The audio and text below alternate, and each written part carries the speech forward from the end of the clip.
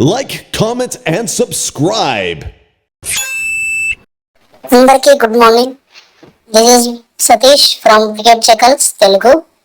First of all ఈ video యొక్క ముఖ్య ఉద్దేశం మనకు ఈ ఐపీఎల్ తర్వాత అంటే జూన్లో T20 వరల్డ్ కప్ 2024 వెస్టిండీస్ మరియు యూఎస్ఏలో జరగబోతుంది. ఈ వరల్డ్ కప్ లో ముఖ్యంగా మనకి మెయిన్ గా ఇబ్బందిగా ఉన్నది వికెట్ కీపర్ బ్యాట్స్మెన్. అసలు ఈ వికెట్ కీపర్ బ్యాట్స్మెన్ గురించి చాలా పెద్ద రచ్చ జరుగుతుంది. మనం ఈ వీడియో అసలు ఎవరెవరు రేసులో ఉన్నారు, ఎవరికి ఛాన్స్ ఎక్కువగా ఉంది, ఎవరిని సెలెక్ట్ చేస్తే మంచిది అనేది వాటి గురించి మనం ఈరోజు తెలుసుకుందాం. ముందుగా మనం డిఫరెంట్ కేటగిరీ వైజ్ గా చూద్దాం. అందులో ఫస్ట్ వచ్చేసేసి ఎవరెవరు పోటీలో ఉన్నారు అండ్ దెన్ నెక్స్ట్ ఫస్ట్ మనకి ఎటువంటి type of wicket keeper batsmen కావాలి, టాప్ ఆర్డరా, మిడిల్ ఆర్డరా, ఫినిషర్ గానా. థర్డ్ వన్ వచ్చేసేసి ప్రెసెంట్ ఐపీఎల్ ఎవరెవరు ఎలా ఆడుతున్నారు. ఫోర్త్ వన్ వచ్చేసి ఎవరెవరికి ఛాన్స్ ఉంది. ఫిఫ్త్ వన్ వచ్చేసి ఎవరిని సెలెక్ట్ చేస్తే మంచిది, మెయిన్ వికెట్ కీపర్ గా ఎవరు, బ్యాకప్ గా ఎవరు ఉంటే మంచిది. సో గైస్ మనకి ముందుగా ఫస్ట్ చూసుకుంటే ఎవరెవరు పోటీలో ఉన్నారు. ఇందులో వచ్చేసరికి 1 Rishabh Pant, next Sanju Samson, Rahul, KL Rahul, Ishan Kishan, Jitesh Sharma and Dinesh Karthik.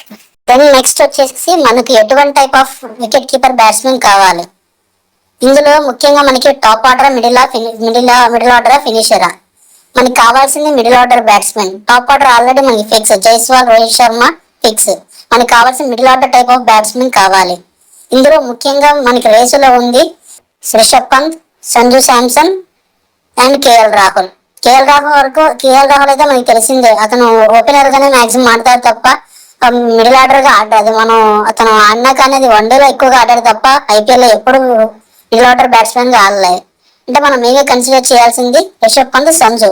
Next Jitesh Sharma ఉన్నాడు కానీ తను ట్రై చేశాడు, కానీ తను ఆఫ్ఘనిస్తాన్ తో జరిగిన T20 సిరీస్ లో బాగా పెర్ఫామ్ చేశాడు, కానీ ఐపీఎల్ లో మాత్రం చాలా అండర్ పెర్ఫామ్ చేస్తున్నాడు. సో తను కన్సిడర్ చేయడం మనకి పాసిబుల్ అయితే లేదు. సో మనకి మెయిన్ గా ఉన్నది రిషబ్ పంత్, సంజు, కేఎల్ రాహుల్. వీళ్ళ ముగ్గురులో మనకి వికెట్ కీపర్ బ్యాట్స్మెన్ కావాలి. సో నెక్స్ట్ మనకి థర్డ్ స్టెప్ వచ్చేసేసి ఇప్పటి వరకు ఐపీఎల్ జరిగిన మ్యాచ్లలో ఎవరు ఎలా పెర్ఫామ్ చేశారో మనం ఒకసారి చూద్దాం. ముందుగా మనం ఐపీఎల్ స్టాట్స్ ప్రకారం చూసుకుంటే సంజు ఆరెంజ్ క్యాప్ లో సెకండ్ పొజిషన్ లో ఉన్నాడు. తను మొత్తం 9 ఇన్నింగ్స్ ఆడి 2 టైమ్స్ నాట్అవుట్స్ గా నిలబడి 385 రన్స్ స్కోర్ చేశాడు. At the rate of 77 average and strike rate of 161 and 82 highest score వచ్చి 82 నాట్అవుట్. నెక్స్ట్ వచ్చేసి కేఎల్ రాహుల్.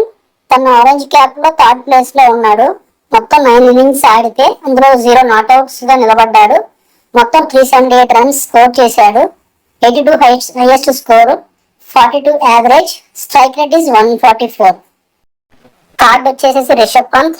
తను మొత్తం 10 ఇన్నింగ్స్ ఆడితే అందులో 2 సార్లు నాట్అవుట్ గా నిలబడ్డాడు. మొత్తం 371 రన్స్ స్కోర్ చేశాడు. 88 highest score, 46 average and strike rate of 161. Fourth వచ్చేసేసి డీకే.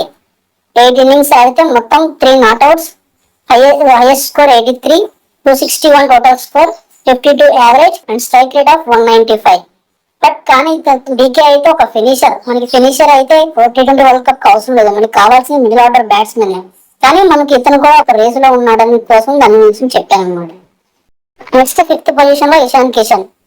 మొత్తం 9 ఇన్నింగ్స్ ఆడితే అందులో 0 నాట్అవుట్స్, హైయెస్ట్ స్కోర్ వచ్చి 69 రన్స్ అండ్ టోటల్ స్కోర్ వచ్చేసేసి 212 runs, average is 23 and strike rate is 165. Next Jitesh Sharma.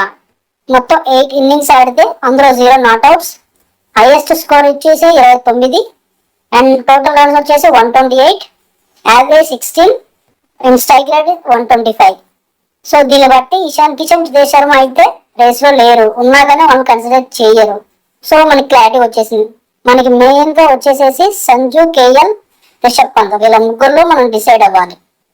So guys మనం ఇప్పటి వరకు ప్రజెంట్ జరుగుతున్న ఐపీఎల్ స్టాట్స్ ప్రకారమే చూసాం, కానీ ఒకసారి వీళ్ళ ముగ్గురివి international career plus IPL career మొత్తం ఒకసారి కంపారిజన్ చేస్తే అప్పుడు మనకి ఎవరు ఎలా పెర్ఫామ్ చేశారనేది, ఎవరికి ఎంత ఎక్స్పీరియన్స్ ఉన్నది అనేది అర్థమవుతుంది.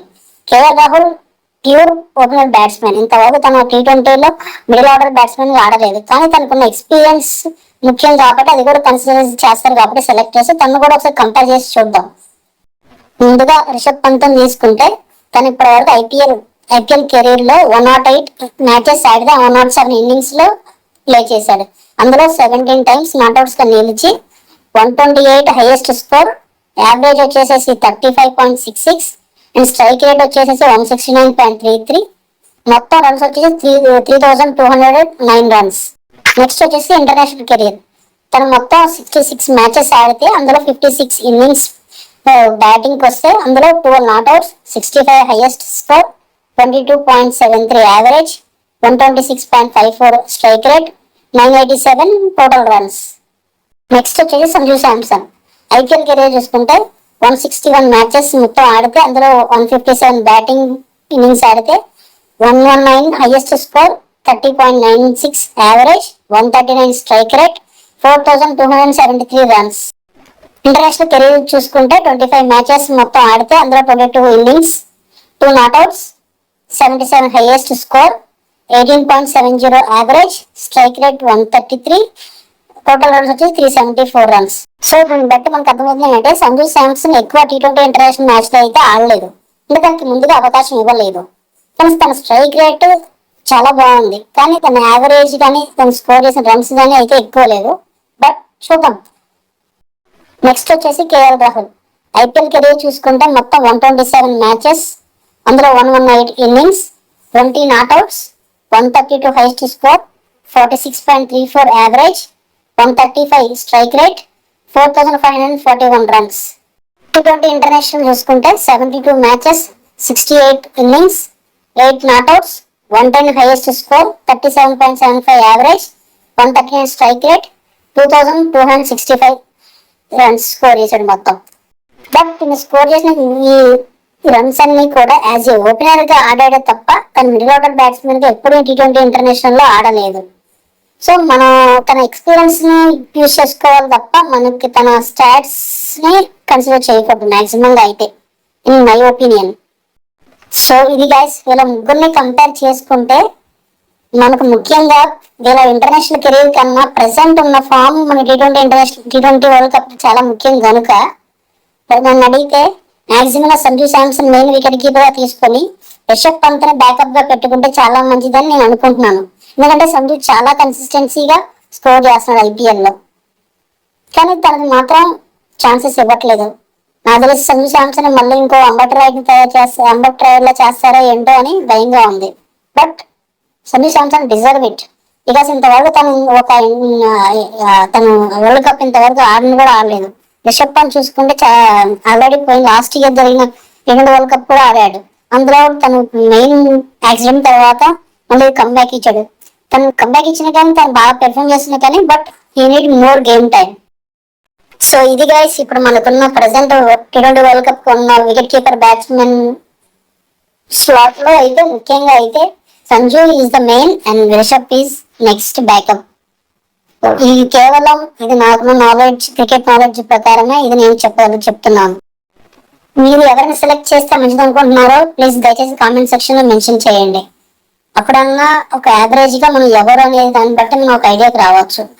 Please comment in comment section. అంతేగాని దయచేసి ఎవరు దీన్ని పర్సనల్ గా తీసుకొని ఫ్యాన్స్ వార్స్ లాంటివి పెట్టుకోకండి. Please understand. Like, comment, and subscribe.